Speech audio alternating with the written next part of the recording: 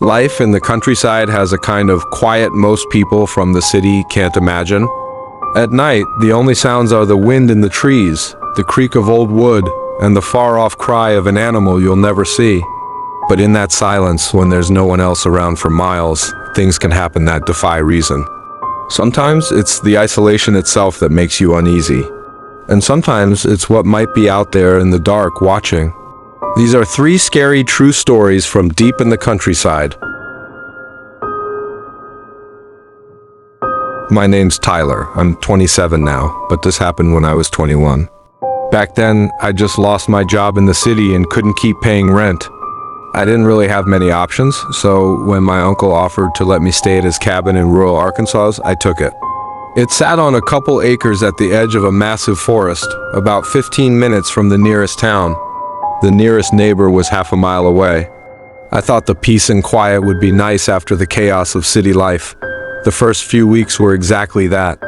I'd wake up to birds instead of traffic, spend the afternoons fishing at the creek, and sit out on the porch with a beer at night. It was the kind of stillness that makes you feel like the world stopped spinning for a while. But then the nights changed. The first weird thing I noticed happened about 3 weeks in. I was on the porch just after midnight scrolling through my phone when I saw a faint orange light deep in the tree line. At first, I thought it was someone hunting with a flashlight or maybe kids camping out.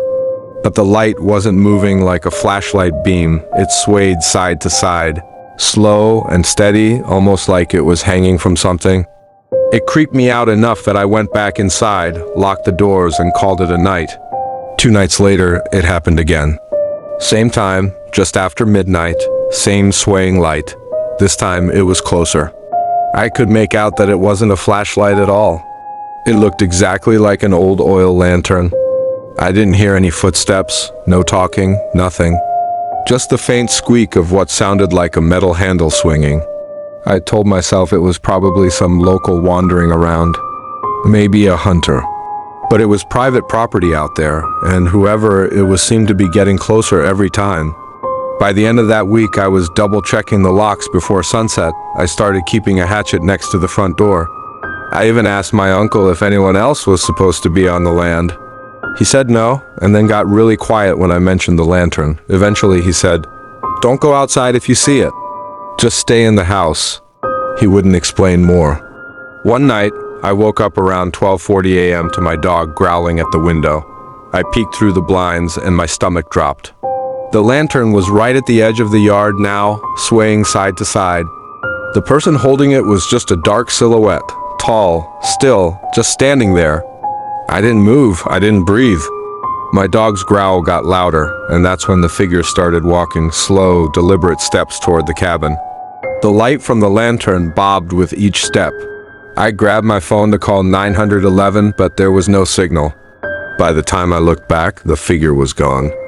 Lantern and all. The next morning, I walked out to where I'd seen it. There were no footprints, no signs of anyone standing there. The ground wasn't even disturbed. For a few days, nothing happened. Then, one night, I woke to a different sound, tapping on the back window. 3 slow taps, then silence. My dog didn't bark this time. She just stared at the window, frozen. I pulled the curtain back just a little, and there it was. That orange lantern glow was right outside. The part that still makes me cold thinking about it? The lantern wasn't being held anymore. It was just sitting on the ground, swaying on its own. And above it, pressed against the glass, was a pale face. I don't know how long I stood there staring. At some point, the face moved back into the dark, the lantern light faded into the trees, and the yard was empty again. That was the last night I stayed at the cabin. I packed my truck before sunrise and drove into town, slept in a motel parking lot, and called my uncle the next day. When I told him what happened, he just sighed and said, "I warned you." People around here call him the Lantern Man. Shows up at night, always in the spring. Never chases, never talks. But if you open the door to him, you don't come back. I asked if anyone knew who it was. He just said, "Not anymore."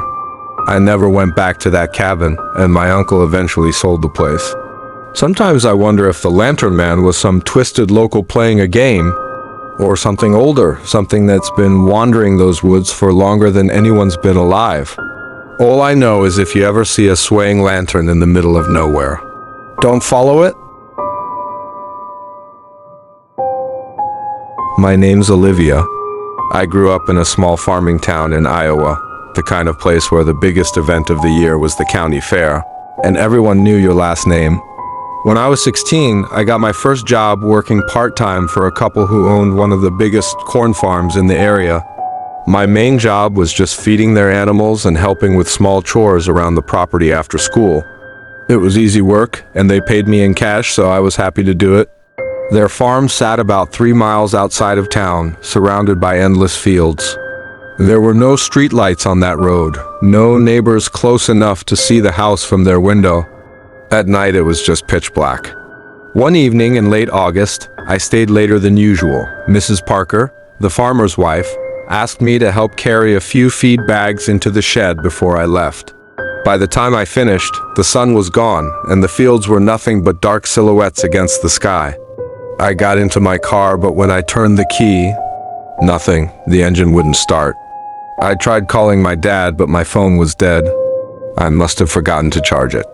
The Parkers were already in town for some church thing, so I decided I'd walk the half-mile to their cousin's house and ask to use the phone. I'd walked the path before in daylight. It cut right through the cornfield, a narrow dirt track barely wide enough for a truck. At first, it was quiet except for the sound of my shoes on the dry dirt. The stalks on both sides towered over me, their leaves rustling softly in the wind. I was about halfway through when I heard it. Footsteps. They weren't behind me. They were in the corn, keeping pace with me. I froze and listened. The footsteps stopped, too. I told myself it was probably a deer, maybe a raccoon. But when I started walking again, they did too. Same rhythm as mine. I stopped a second time. This time, the sound didn't stop. It got closer. The leaves started to part, and I could hear breathing, slow, steady breathing. I ran. I sprinted down that dirt track, the dry leaves brushing against my arms as I passed. Whatever was in the corn started running too, crashing through the stalks, staying right alongside me. I didn't dare look, but I could feel it was only a few feet away. I burst out of the path into the open yard of the cousin's house, gasping for air. I ran to the porch and pounded on the door. Mr. Parker's cousin opened it, confused, and I spilled out what happened between breaths. He grabbed a flashlight and shined it toward the path I'd just come from. At first, there was nothing. Then, just for a split second, I saw him. A tall man standing just inside the corn, his clothes so dark they blended into the shadows. He didn't move. He just stood there, watching us. The cousin yelled, and the man slowly stepped back into the corn until he was gone. We called the sheriff, but when they searched the field, they didn't find anyone. No footprints, no broken stalks. Nothing. The deputy told me it was probably just some local kid trying to scare me. But a few days later, Mrs. Parker told me something I've never forgotten. She said, "Don't take that path after dark anymore." Back when I was a teenager, a girl went missing in that field. She was walking home from a party, and no one ever found her. People say sometimes they still see a man in the corn. I quit that job at the end of the season. And to this day, I won't walk through a cornfield unless the sun is high in the sky. My name's Daniel, and when I was 19, I worked for a small delivery company in rural Kentucky. We mostly hauled furniture, appliances, and farm equipment to people way out in the countryside where the big chains didn't deliver. One summer afternoon, my boss sent me out to drop off an old upright piano someone had bought from a moving sale. The address was at the far end of a place called Hollow Creek Road, a narrow, winding lane that ran deep into the woods. I'd never been down it before, and even in daylight it felt wrong. The trees leaned in on both sides, the branches so thick overhead that it looked like twilight under there. The house was at the very end of the road. It was a 2-story place with peeling white paint, a sagging porch, and windows so dark they looked almost black. The buyer, an older woman, answered the door. She barely said a word, just pointed toward the corner of her living room where she wanted the piano. When I stepped inside, I noticed something strange. The house was almost empty. No couches, no pictures on the walls. No TV, Just a few wooden chairs and a single lamp on the floor, casting a weak yellow light.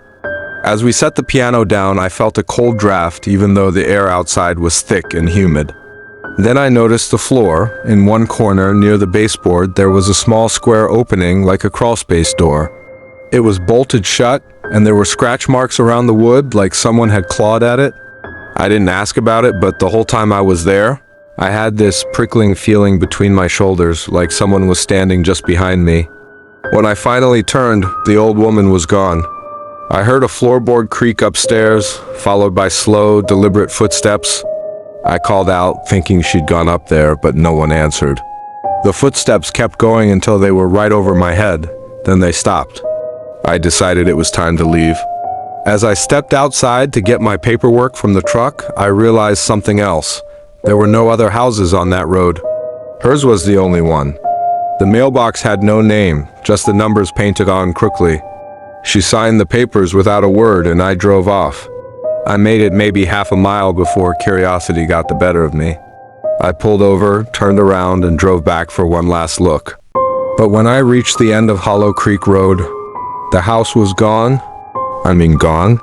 The dirt at the end of the lane was bare, like nothing had been built there for years. No porch, no foundation, no piano.